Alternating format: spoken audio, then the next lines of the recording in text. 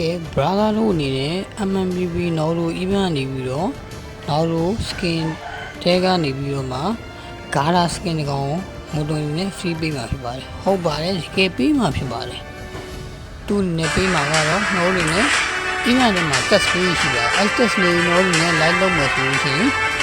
brother တို့အနေနဲ့ Gara skin တကောင်ကဲ free ပါဆိုင်နေမှာဖြစ်ပါတယ် brother အနေနဲ့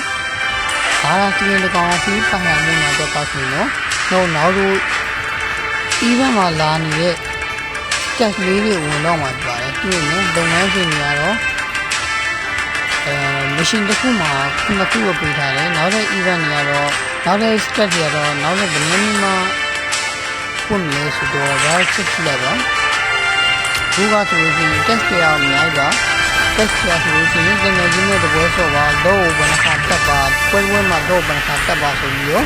event တွေမှာ test ပေးတာအဲ့ step တွေတော့ပြီးအောင်လုပ်မယ်ဆိုရင်တော့ Gara skin တကောင် free ရရှိမှာဖြစ်ပါတယ်ဟုတ်ပါတယ်ခေါင်းကြီးဝင်နေGara skin တကောင်ကို free ရမှာဖြစ်ပါတယ်ခေါင်းရှင်းလိုက်ရမှာဖြစ်ပါတယ်ဟုတ်နေရော